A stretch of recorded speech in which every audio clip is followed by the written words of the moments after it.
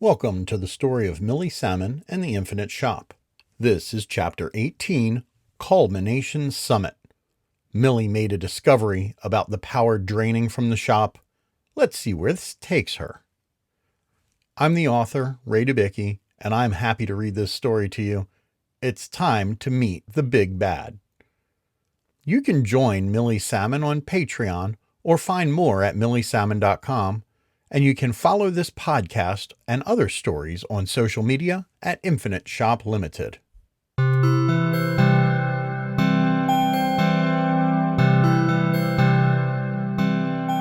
Chapter 18, Culmination Summit. Millie blasted into the shop like a flood. Grandpa was on his stool, and Firth was leaning on the counter with an open novel. "Quibby! School barely ended. What's going on?" Grandpa came to put an arm around Millie. She was a flurry of thoughts and words and movement. "There's a problem with me doing the readings from the machine room." Grandpa started to offer some comfort. "Okay, that's—" But he was cut off by the chime from the shop door. The special chime saying the shop had tethered to a new world. "We can talk about this. We'll find out it's probably something like the old narrow saying, inside a pertali is a nubbit. But first we get the pleasant surprise of a new world. Want to see? After all," he winked at his granddaughter, "if everyone else gets to take you on their fun little excursions, then I'm taking a chance to share a quick glimpse at a new world with you." He paused for a second, remembering something. "After we make sure the new place is not appallingly dangerous." Firth had the big binder out from under the desk. He turned to a page that was bright white and crisply printed. This was a brand new page. Nothing jumps out. Easy atmosphere, good weather, general vicinity of a handful of other tethers, nothing much from the engine. Looks like two Vubi in walking distance, ready to enter. Millie watched Grandpa do a quick scan of the shelves of maps and magazines at the front of the counter. Millie didn't realize the titles had changed. This must have switched to the new world as soon as the tether connected. In her rush from school, she didn't have the brain space to look around right now, but it didn't keep her body from feeling the excitement. There was a catch in her throat, and the corners of her chest felt warm. A new world. It was the unknown, and she wasn't afraid. The emerald lawn opened wide before the door. The grass was cut as short as a carpet and colored green as the worst kind of mints on the counter leaving a diner. In the distance was a massive stone manor, countless turrets and windows. It would have been a castle, but it was too big. Layer after layer of columned porches pushed the front closer to them, with more steps than a new board game. They poked a foot out to step into this oddity of a city. Grandpa looked around. Millie looked behind and realized it wasn't a city. The door had not connected to a building. There was no building. There was just the door. She looked around the back to find a closed door shut in the frame. Behind the door were 2 rows of trees lining the lawn into the far distance. This was a massive estate, and they popped up into the middle. "This is not appropriate. This is not correct," Grandpa said. "The machine should only attach—" The door started to close behind them. Grandpa twisted himself so quickly that Millie worried his socks would unknit. He jammed his foot into the closing gap just in time. "There's no reason for us to be here. I don't know why the persistence engine would connect to this kind of door in this kind of place." "Maybe we should ask them." 2 men were coming down the path from the manor house. One was short and walked without bending his knees. His skin was dark as his work apron was light. Spectacles glinted on his face. He was such a bundle of awkwardness that Millie felt uncomfortable from across the lawn. The other was so stiff and rectangular that he made bricks look positively plush. He exuded the same kind of seriousness, high-cropped hair, jacket that was gold-lined and all ironed creases. He looked like something that could build a wall or break a window. "Master Pilling," the stone man called across the grassy open spread. "How interesting you decided to show up on my lawn." He enunciated more than he spoke. Grandpa shuddered with an irritation that Millie had never seen before. She almost was not sure it was irritation. She had never seen Grandpa even slightly displeased with anyone. But this man made Grandpa's teeth grind, which prevented any wasted time replying. Grandpa ushered Millie into the shop and turned to see the two men picking up their pace approaching. From safely inside the door, Grandpa did make one comment. "We're not your playthings, Listing."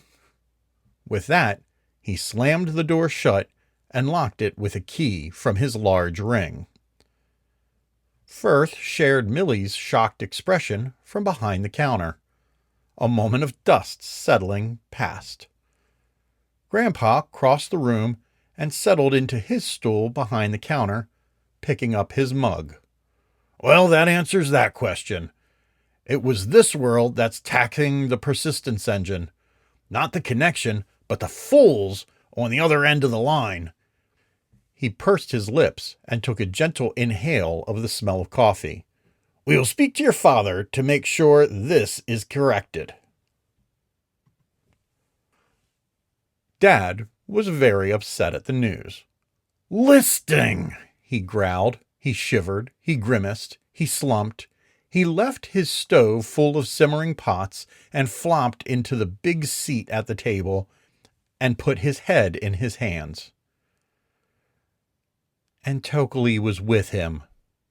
Mom didn't ask. She just said it, following behind Dad and turning off all the burners. "Are you sure it was Tokely?" Grandpa nodded. "I still have Tokely's stool behind the counter here. I'm so sad he wasn't who we hoped." Millie didn't have to ask who Tokely was. "That traitor Tokely," Dad said. "You try to pick your friends carefully." Of course, this left a whole lot of explanation that she did want to ask about. "Listing is the larger problem," Mom said, "and we should have expected that he was the root of these issues. Literally, he was the first one we had in mind when we kept Millie and you out of the shop, Jules." "Why don't we ask him what he wants?" Millie asked. "We know what he wants," Dad seethed.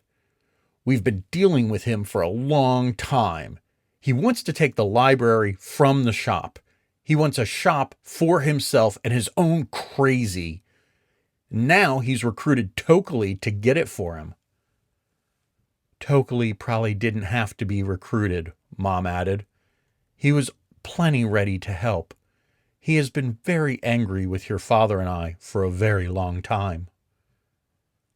Sensing her parents were not ready to offer much in the way of real explanation, Millie looked to Grandpa to elaborate. He did not, leaving Millie unsure what the issue actually was, so she threw out the same suggestion a different way. "If these two are willing to go so far to get an attachment to the shop, just give them a door." "Honey," Dad's opening suggested she successfully kicked him into explainer mode. "We can't do that. Listing was one of the first people who understood the actual power of the persistence engine, and he's been looking to hoard it ever since. You saw his house? He calls it Culmination Summit because it's the end point of all things. He collects them and keeps them in a pile for him to sleep on. We don't do that. We open to everyone.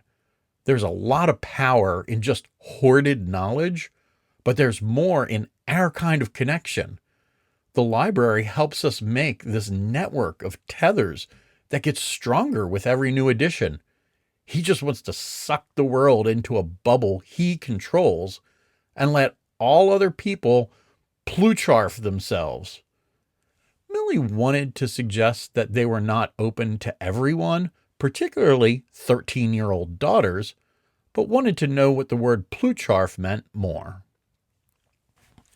Here, Grandpa did help with explanation, but not definitions. We only saw a little bit of that planet, Quibby.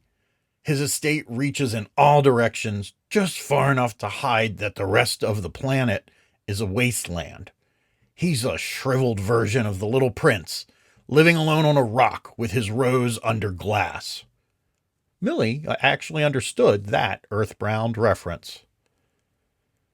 It still didn't make complete sense to Millie, so she offered the same idea another way. Is there some way to make him think he has a connection to the shop when he can't actually mess around with it? Dad remained very quiet for a minute. Actually, maybe we could do that. We could push a door to Listing's world in the spot where he's trying to tether at the same time. Use our door to pull his door into a loop, one that he would not be able to come through from his side.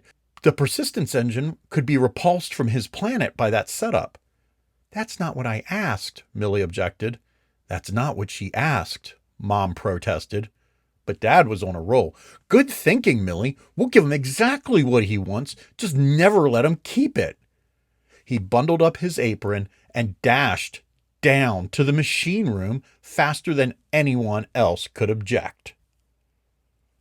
What happened next would be sung at Mini Brentone for years to come.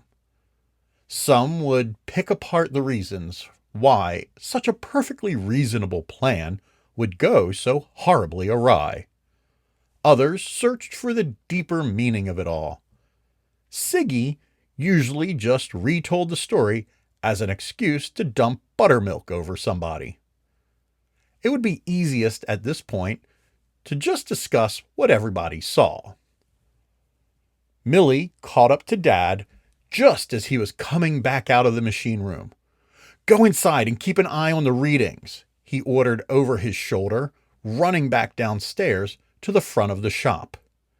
She stood on the landing, looking inside the carefully constructed construct she had used to understand all of the information of the persistence engine. She heard Dad open the door, and she saw the whole machine room flex. The girders bent and snapped back like springs under pressure. The windows rattled. The scenic buildings in the distance parted and wiggled. She stepped in to look at the gauges. All were spiking. She understood this as the persistence engine did not like being told where to put a door. Then they went past spiking and started spinning like helicopter blades. Firth saw Jules run into the shop, then Millie follow, then Grandpa, who only just made it in the door when Jules was back down the steps from the machine room with a key in his hand. He clicked it into the closed door and turned the knob. The shop around Firth popped, like he was inside a fist cracking its knuckles. The racks of maps and books rearranged their print on their faces, and all the straight lines bent and snapped back. Jules opened, then stepped through the door, where both Firth and Grandpa saw the wide expanse of Listing's lawn spread out on the other side. It was a second before the door frame filled with a loud chaos of something. Grandpa would compare it to looking up at the grand fog maelstroms on the plains of Thorzon Twill. These were not actually plains, but incredibly short rainforests whose incredibly tiny stature protected them from the region's incredibly strong winds. Only if you lay down and put your eyes just above the surface of the ground, could you see the majesty of the rainforest in all its layered biodiversity. Of course, laying down required that you crush hundreds of microacres of the rainforest, so the local tribes began erecting a special viewing platform. Unfortunately, they used the only material available, very tiny pieces of teak from very tiny trees. Erecting the viewing platform decimated the rainforest, thus proving Heisenberg's uncertainty principle once and for all. Anyway, Firth would compare the doorframe vortex to a flushing toilet. Stoney saw her family leave the apartment in a running parade. She sighed, double-checked the stove was off, picked up both her factor and the mighty blank, then put on her coat before locking the apartment behind her. She did not go to the shop, instead walking across the street to the good coffee shop and ordering a decaf latte. She sat at the cafe table across Barber Avenue from the shop. She didn't need the tablets to tell something big just happened, but opened hers just to see how big. She watched the 12-world average power draw spike as high as it had ever gone. Sitting on the table with its direct link to the shop, the mighty blank went crazy. It stood up on its end, played an ancient Dorian sea chant in 4-part harmony, and demanded a pitcher of scotch before melting into a puddle. Stoney poured her cup of coffee on it to stop the smoldering, sad because she didn't have a chance to take a sip. Colonel Weller saw a lot, but he wasn't sure of what. Operating from a mobile command center, his elite team of information warfare soldiers easily cracked into the shop's computer. They wouldn't have been able to. Normally, it would have shown a long list of available sheet music from 17th century Baroque harpsichord conductors. Tokely's attempts to attach the shop left a tiny window open in the shop's computer security. The very smart and very opportunistic soldiers followed the connections to a very interesting-looking locked room. They digitally opened the lock and snuck their computers in, and they did this at exactly the wrong moment. Rarely had so much power and data and rolled-up space-time coursed through the machine room as it was in this instant. The mobile command center quaked. The pipeline of data streaming into this bunker of computers recreated the machine room inside the bus, without the benefit of someone there to help translate or the machine room's flexible understanding of dimensional reality. The universe's digital readout filled eyeballs, minds, and a very tight bus before it blew the computers to smithereens. The mobile command center peeled open like a banana, and the soldiers stumbled out. 3 retired on the spot, 2 joined the clergy, 2 others survived, but whereabouts listed as unknown. Colonel Weller's place was very known and led directly to another visit to the civilian and military tribunal. Jules saw nothing. Listing saw plenty.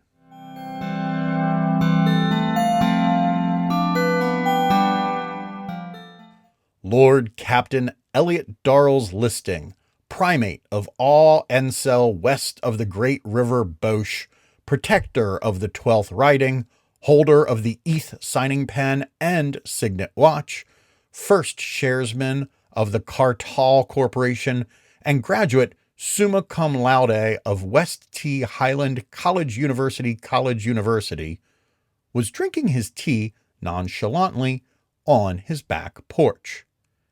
He was an unassuming man to the people who were closest to him, provided those people answered the door, kept the house spotless, and allowed him the nonchalance of his tea-drinking hours at 11 in the morning and 4 in the afternoon. It was 40 minutes into his afternoon tea when a delightfully perverse door appeared in the yard. This was the rear yard, where there should not be a door. The door he commissioned Tokley Owls to construct was properly in the middle of the front promenade, where it approached the formal gardens and the house entrance. This new door started as a small twist in the look of the Farklethorn hedge, like heat rising from the hood of a very expensive vehicle, not kept in its appropriate garage on a hot day. It was a rounded vortex for only a second before, with a soundless pop, the swirl sprouted corners and dropped into the field like it had always been there. The door was so plain that a little gold flecked off of Captain Listing's jacket cuffs out of pity. Out of the door stepped a paunchy figure, a man. Captain Listing put his teacup down on its saucer and examined the man with his razor-sharp sight. Even from this distance, the man looked pleased with himself. It was a pleased look that Listing knew. Had the person not been stepping out of a door that just appeared in the middle of his backyard, Listing was sure he could have picked out the features. The hair was fine and light, but receding a little further than it was before. Now, how many years had it been? The straight nose with the plump end, and the clothes of someone who wants to be discounted. And that damn pleased look. Montaigne Pilling wore it all the time. Jules Montaigne wore it now. Standing in the middle of his lawn, stepping from a door that just appeared. The pleased look lasted another second before it was replaced with something quizzical. The sound that wiped the pleased look off Jules' face reached Listing. It was a sound that, for those circles of people not accustomed to the finer things in life, could best be described as a hearty belch. From the open door behind Jules Montaigne, a wall of rushing light amber fluid poured out. For a dozen feet beyond the open threshold, the pressurized substance kept roughly the size and shape of the door before collapsing in a tidal wave and widening across the lawn. It flooded through most of the formal plantings, the patio, and the very expensive fountain with the very expensive marble statue of a very naked woman. The tide lapped up against the bottom step of the doorway under the veranda on which Captain Listing watched these proceedings. He saw Jules Montaigne crawl his way onto the step, gasping out of his quickly filling whitish pond. Later, Millie would calculate that almost 1,000,000 gallons of buttermilk washed out of the door and across Listing's yard, pushing Jules to the very edge of sanity and the doorstep of the person he was trying to sneak up on. By compelling the machine to insert a door so irregularly, Jules triggered a bunch of unused subroutines in the persistence engine's program. Fortunately, the persistence engine was slightly wrong in the little used program it decided to use, and a very particular exponent was turned into a fraction. Otherwise, the amount of buttermilk would have approached the mass of a planet. Numbers get very big very quickly. For a full 5 minutes, the pressurized torrent continued, making everyone involved very interested in biscuits or a strong bath. And in the middle of that milky smear was a very soaked and oily Professor Jules Salmon. When it was over, Captain Listing sent several of his servants down to wrap Jules in towels and lay some very expensive but disposable pieces of cloth across the tile so their visitor could come up and join him for tea. While Jules was not necessarily predisposed to this, he decided that now was not the time to argue, but to dry off and drain a whole lot of goop out of his ears, his nose, and a few unmentionable areas.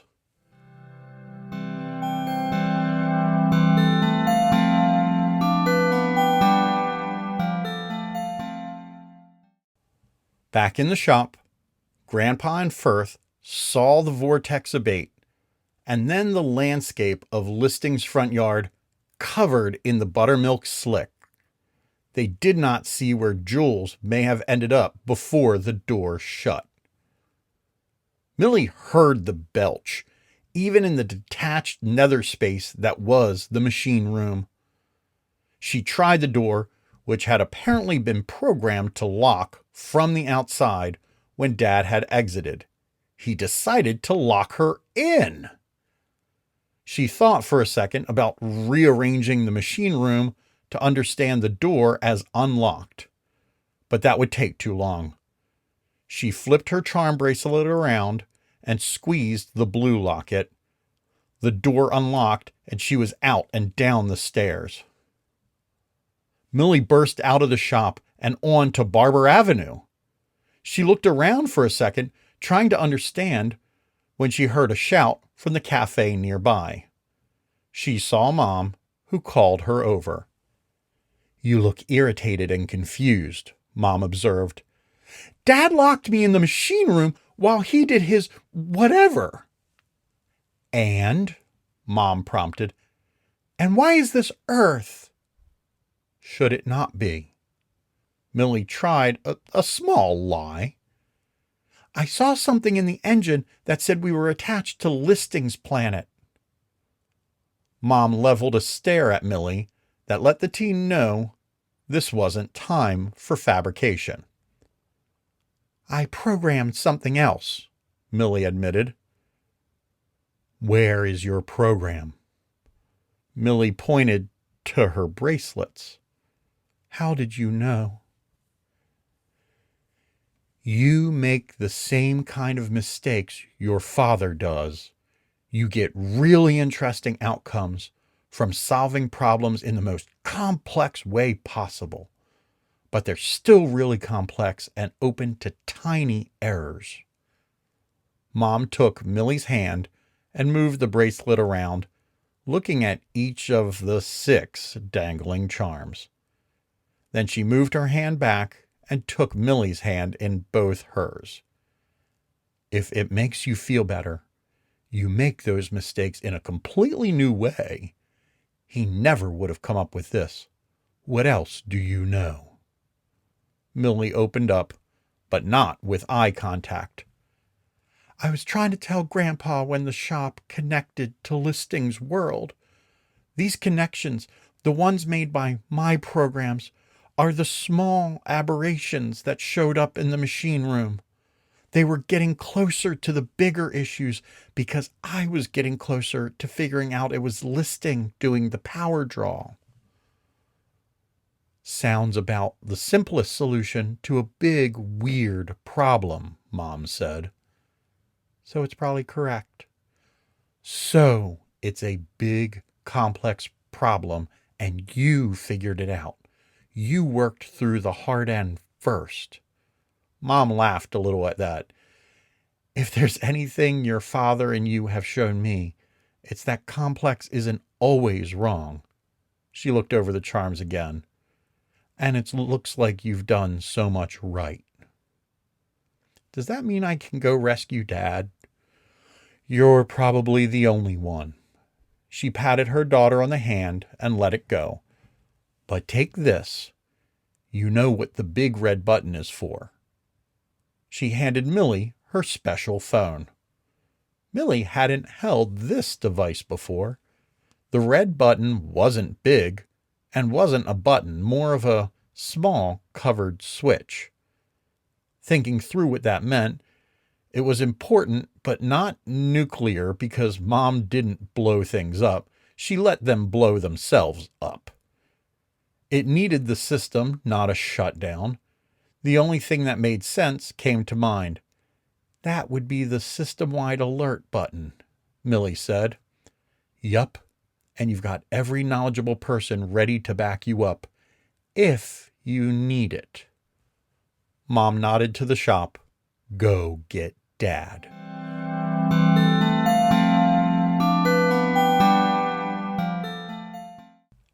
Tokely Alls was examining the rebuilt door constructed in the middle of the grand promenade leading to the front of Culmination Summit.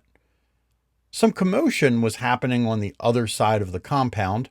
In his time on this world, Tokely had learned the most important attribute of survival was seeing only what he needed to see. That commotion could be dealt with by listing servants. He was a mechanic of space-time, and he was here for one job, to get listing the library of the universe.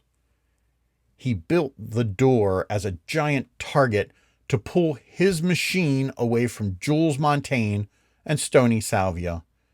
He knew they had gotten married and squashed their names together in the preposterous Salmon. It was a pleasantly mechanical compromise, but inelegant. He also knew they had a child. Tokely did not like babies. They were too erratic. People suggested they just wanted to eat and sleep, but so many things could interrupt those human pursuits that he'd rather avoid it altogether. The door was not functioning as he wanted since its initial connection to the engine. His engine. The engine that was stolen from Tokely. In its first full attachment, they got Pilling to come through, looking old and haggard. There was also some younger female that came through with him. Those shop people had a name for Pilling's young assistants. Acolytes? Another preposterous concept, having people sign up to worship the engine. He should be worshipped for building the engine, not the machine itself. Tokely deserved disciples, but he was left as just above a servant for this captain trying to reclaim a little dignity that was stolen by Jules and Stony Salmon. No, it was not working anymore, Tokely thought as he was back on this side of the portal.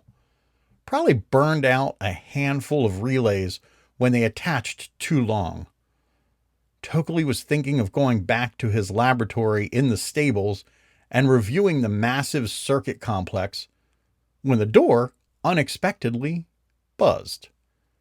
Then it more unexpectedly clicked. He peeked around to the other side to find the door open and a young woman stepping through. It was the young female acolyte that came through the door with Pilling. "You are Tokely," she said after looking him up and down. "I am Millie Salmon. Take me to my father, now." Most undesirable. This was not an infant, Tokely thought, looking upward at Millie, who stood a half a head taller than the mechanic.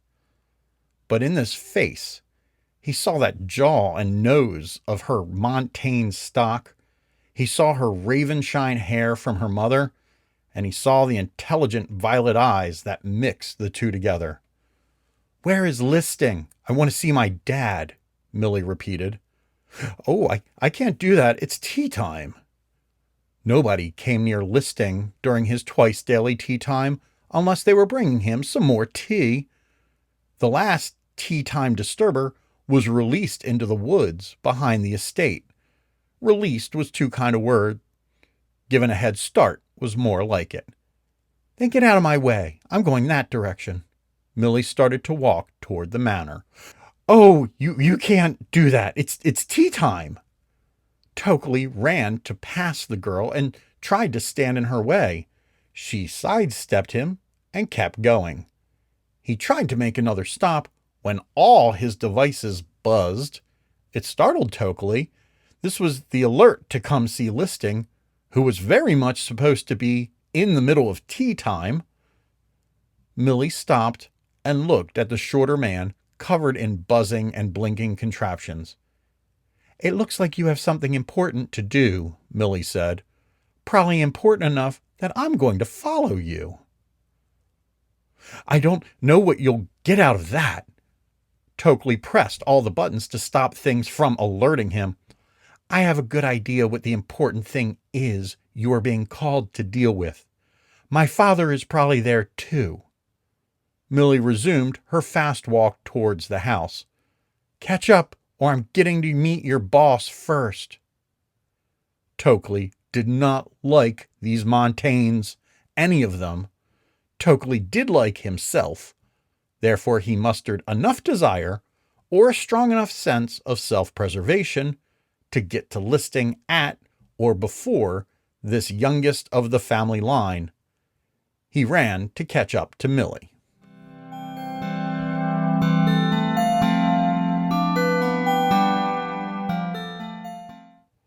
Millie tried to not gaze too far outside of what was right ahead of her as they crossed each of the immense rooms inside this Castle Manor Mall thing that was supposed to be someone's house. The entrance room was bigger than the arena downtown. That held thousands of screaming people when they went to a basketball game last year. This place was full of stuff and empty of people, at least people that made their presence known. So it was just her and Tokely moving across each of these echoing vaults with ceilings in the sky and walls almost out of sight. Their footsteps didn't echo, just getting lost somewhere far away. Crossing the house was longer than her walk to school. With every step, Millie felt that choice happening again. The one like running out of school, where she could turn back to face a known threat. Her eyes fluttered and she registered little details. This set of steps had a thin edge carved into the front of each tread, worn off where the most feet had landed. That set of doors with mismatched gold and silver doorknobs. However, marching through Listing's palace was not like leaving school. The real threat was ahead of her. And Millie had the full force of everyone she knew, plus at least one parent behind her. She just had to keep moving forward to see what was next. Another doorway, another grand room, the click of a wobbly tile, the glimpse of a person moving behind a row of old books. That's why she kept looking forward. She didn't want to get lost in her thoughts or the house. They finally ascended a third set of stairs into another massive room. This had a far wall covered in arched doors. Millie was running out of words to describe big. Each of the door arches was the size of a car bridge. Under the middle one, on an outside porch, she saw two figures sitting across from each other at a table. She doubled her already quick pace. Tokely breathed hard and broke into a jog to get there ahead of her. They came through the door to see Dad wrapped in a towel with a cup in front of him. The porcelain was dainty, thin, overlapping hands. It was so fine, Millie wondered if it was real fingers of tiny children. The cup steamed. So did Dad, staring arrows directly towards Listing. Now closer to Listing than she had been when the shop first opened onto his lawn, Millie got a good look at this person. Her image of a brick was off. All his features were angular and hard, but did not have the earthy warmth of a brick. This was an old man. His souring pale tone under the dyed dark sculpture of hair. Listing wore layers of gray on black on gray, with lines of gold covering every hem, seam, edge, and corner of his clothes. He was absolutely chiseled end of a rock, but it was the ugliest piece of granite ever thrust from the ground. Listing spoke. Fellow Tokely Alls, I think you know Professor Jules Salmon. Who have you brought to tea this evening? Dad's eyes had not run out of angry ammunition as they shifted towards Tokely. Millie felt some of that anger for a second as his stare shifted to her before he registered who she was. "No," he whispered. This could have unsteadied Millie, but it didn't. He had his purposes for locking her in the machine room, even if they all sucked. She knew Dad worried about letting Listing know about her, much less her being here. "I am Millie Salmon, and I'm here to collect my dad and my bookstore." In many of the stories Millie read, there was a point where someone had to speak with surety or authority that covered up how terrified they were inside. Millie had walked the terrified away. All of the things about this enormous mansion were supposed to be imposing. All of the parts of the legend of this Lord Captain Listing were supposed to intimidate. But now he was real, and Millie didn't feel like being scared of the real. She sat down, uninvited, and poured herself a cup of tea. It was pretty tasty, and would have been really good iced with some boba and milk.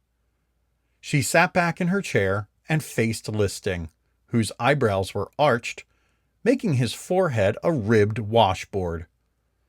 Tokely looked ready to turn inside out. Dad's quivering anger started to ease.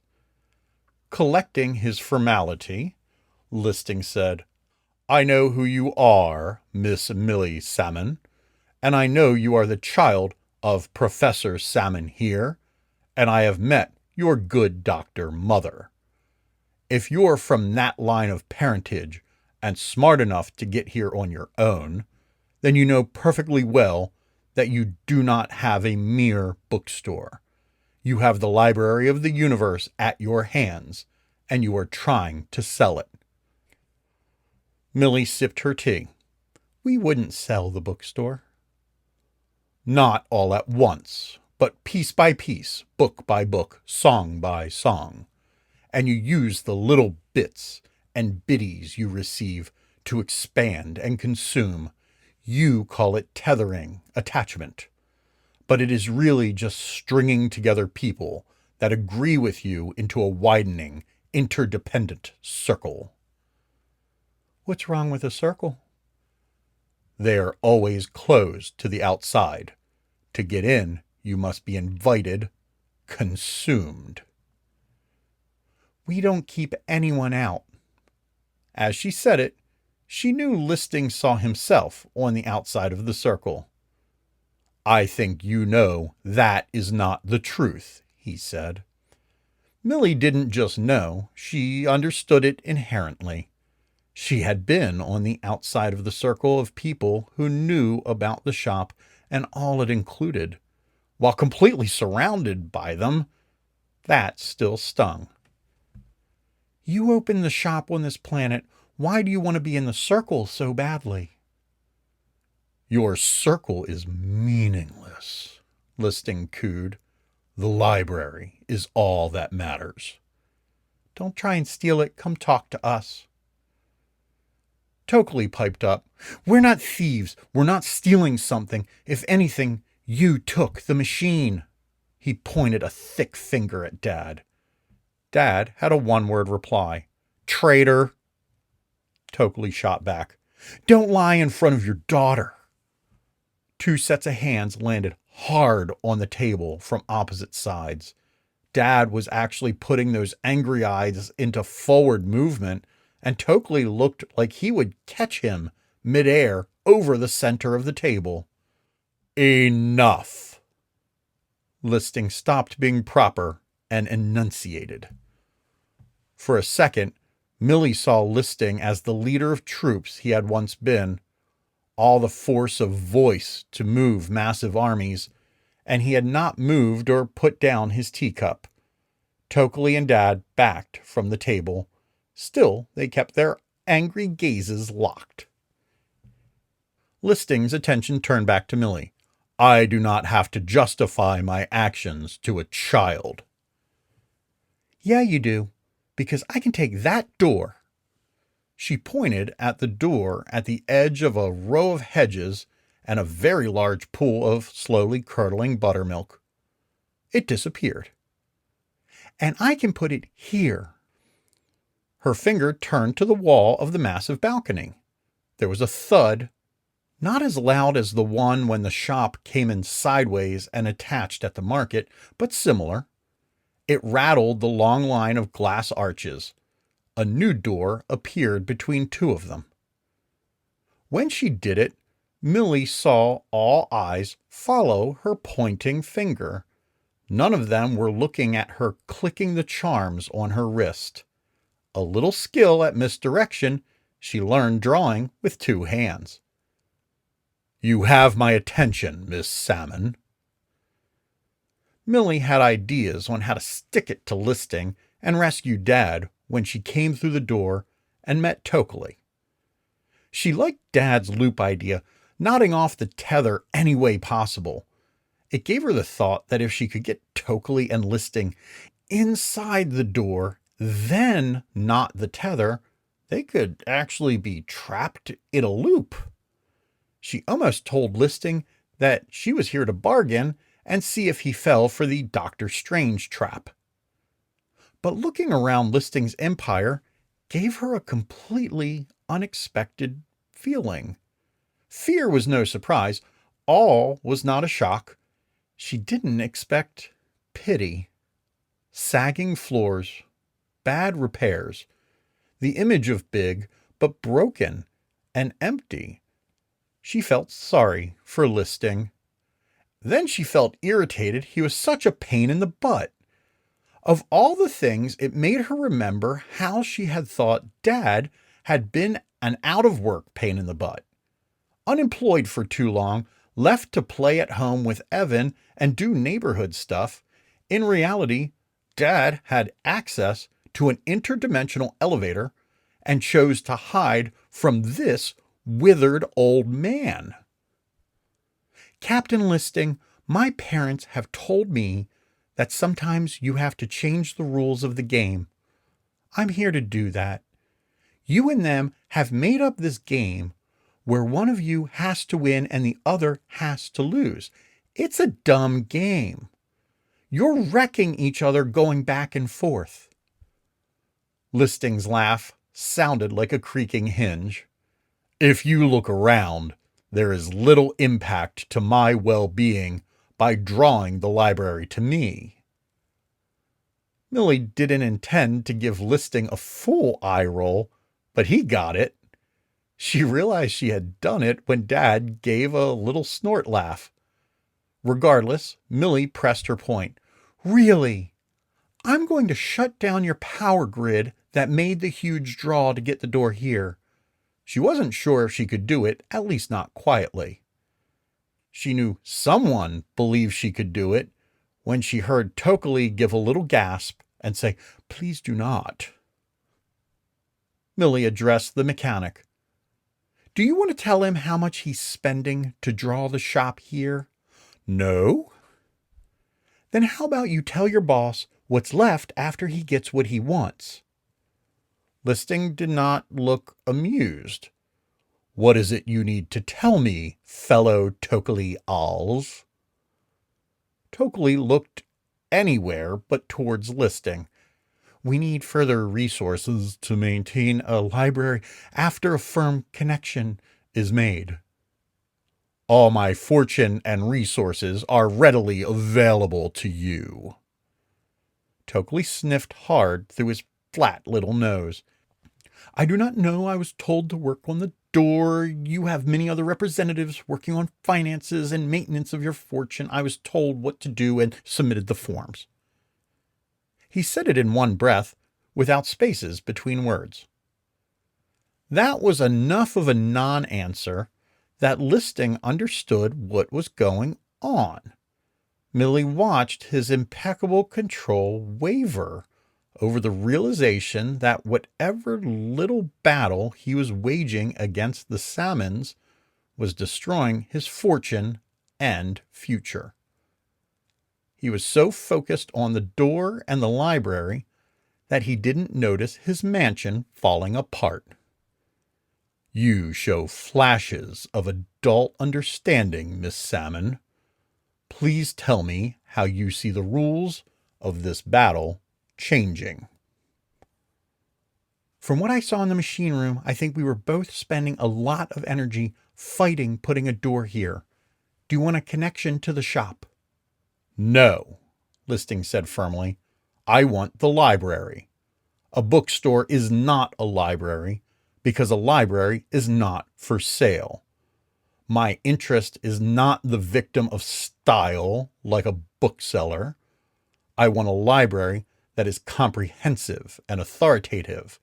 A library exists outside of time, not inside a wallet. Dad took that comment personally. We're not some evil conspiracy to sell the universe's knowledge back to itself. Even libraries have budgets, and we're spreading truth wider than anything that's ever been done before. Again, only inside your circle. You may think you're open-minded, that you get to chant about not being evil, but you leave a trail of slime like you did on my lawn. Dad shot back up to stand. Libraries do not exist in spite of the people who use them. Dad was getting heated. Connecting to people is not slime. People make paths through... But the slime comment caught Millie differently. Dad, stop for a second. She turned to Listing. Are you going to actually read the books you get in the library? It's a library. Why would you touch such a collection? You read the books in the reading parlor. Dad flopped down in the chair with such an exasperation that the little teacups of child fingers startled and let go, dumping all the tea into the saucers. I don't even have words anymore. Whether that applied to the tableware or the library was unclear. Millie considered the parts of the persistence engine. You know we do not have originals. We have copies. Yes, Listing said. Tokley has made me aware of the way your machine works. Tokley winced at suggesting the machine belonged to the Salmons instead of him. My library is to be crisp and new, not pretending to be aged, but always truly kept up to date. Kept up to date rewriting books that are changed or just add new books? Listing had to think about this. Only add new books. Do not take anything from here or erase the records. Millie turned to Dad. He looked like any energy left after surfing across the yard on a torrent of dairy had exited and left him hollow. Millie tried to engage him. We can do that with a one-way connection from the shop to here. They'll use a lot less energy to just have the library and a print head. She could see that many of the things he had been fighting for so long had ended up not being things to fight, or at least not the monsters he was set up to fight. She tried again. Dad, what do they need for just a library? He rolled his head a bit, looked at Millie, and pulled his lips thin. Looking across the table, he saw Listing and Tokley like he never had before. You're going to need a lot more space. We would have to fold the library so it can fit without bumping into your neighbors. I control this continent and have license over the remainder of the world. Planetary neighbors. There are not that many books. I assure you there are. Listing turned to Tokley for certification. The mechanic nodded. Millie liked the expression of surprise that Listing showed. He recombobulated himself and asked, This folding, you call it, does it damage the books?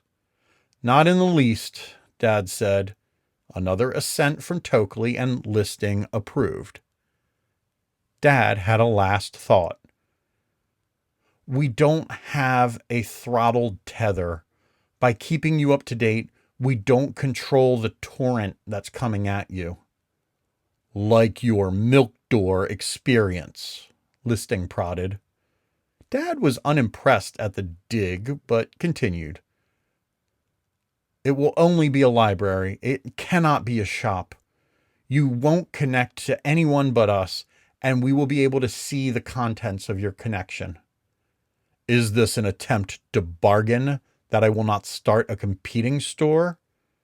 If so, you have my word.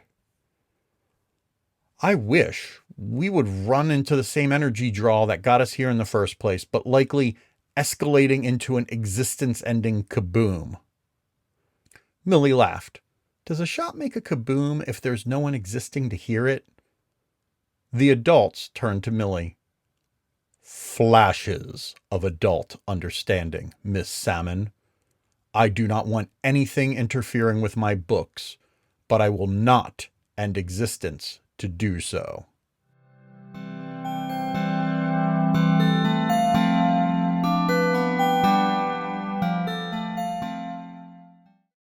Millie and a very damp and sticky Jules re-entered the shop to find Mom waiting with Grandpa. Firth took their safe return as his cue to say goodnight, comforted that Millie had things under control. He's going to leave us alone? Mom asked. Yes, with a small trade. Dad told Mom about the deal Millie brokered. She nodded her approval. Of all the rules in the universe you had permission to break, you decided on ours. Well done.